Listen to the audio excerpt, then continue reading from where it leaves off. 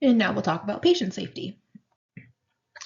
So patient safety in the lab, a study found that 98% of errors in the diagnostic process happen during the pre-analytical phase.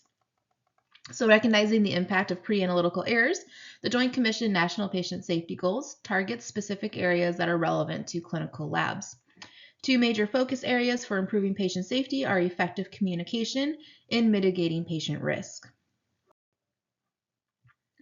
So these patient safety areas, we have correct patient identifications using the patient's full name and date of birth to verify identity.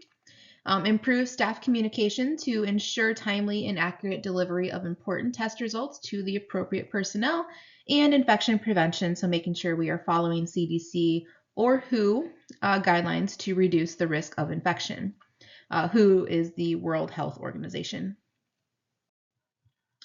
Goals of the U.S. Institute of Medicine for Healthcare Delivery have about 6 different goals to follow. So the first one is safety. So that is, to avoid harm to patients from the care that is intended to help them.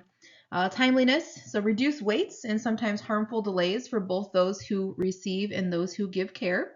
Effectiveness, so provide services based on scientific knowledge to all who could benefit and refrain from providing services to those who likely would not benefit. Efficiency, so trying to avoid waste where possible, including waste of equipment, supplies, ideas, and energy.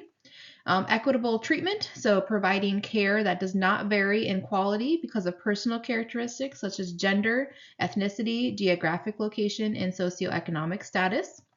And patient-centered focus, so providing care that is respectful of and responsive to individual patient preferences, needs, and values, and ensure that patient values guide all clinical decisions. The ASCLS has patient safety indicators for each analytical phase. So for the pre-analytical phase, this includes patient identification, any phlebotomy-associated adverse effects, specimen identification, order entry, specimen integrity, and effective use of the clinical lab. Analytical would be the verification of the accuracy of abnormal results, and then post-analytical is communication of these results, making sure there's effective use of these test results and the outcomes of laboratory testing. There are 7 steps for managing lab safety and errors. So the first one is to determine areas of risk. So identify specific points or processes within the lab workflow where errors are most likely to occur. And then focusing on high risk steps such as specimen collection, labeling, testing, and reporting of those results.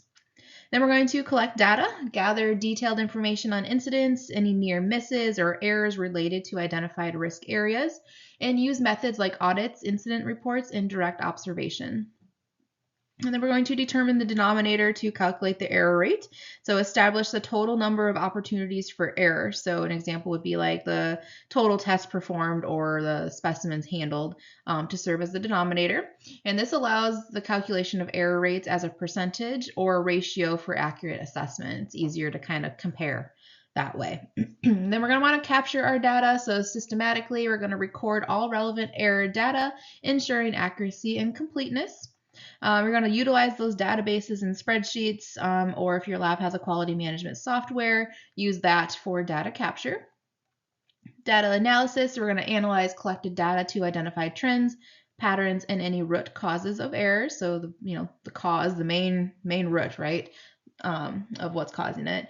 Using statistical tools and quality improvement techniques such as the Pareto charts or cause and effect diagrams. Design interventions, so develop targeted strategies or changes to reduce identified errors and improve safety. Interventions could include staff training if we need to change any processes or if there needs to be new equipment that will help reduce these risks. And then at the end, you're going to follow up. So we want to monitor the effectiveness of these interventions over time.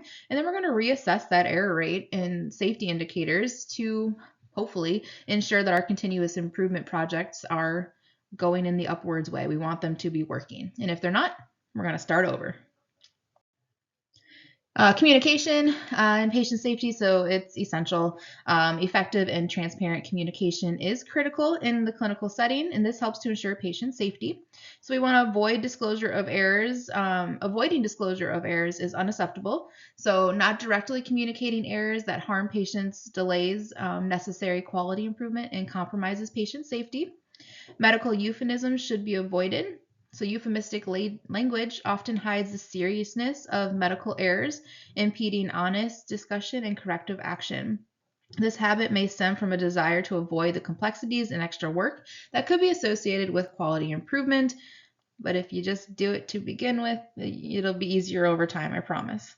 And the importance of taking time to communicate. So, investing time in clear, direct communication supports a culture of safety and helps prevent future errors. So mitigating those patient risk. So sometimes we can prepare, which is nice. So IT outages, there are types or different types of IT outages. One is a planned and one is unexpected. So one is planned, and that's usually like if they're doing updates or upgrades, and unexpected is, well, unexpected. It's when it just goes down and nobody really knows why. So managing those IT downtimes, you're going to try to develop a clear activation and communication plan with guidelines for starting those downtime protocols. And then we're going to share these protocols with all patient care areas. That way they all know what we're doing and how they can get the lab results and how we can get orders and things like that.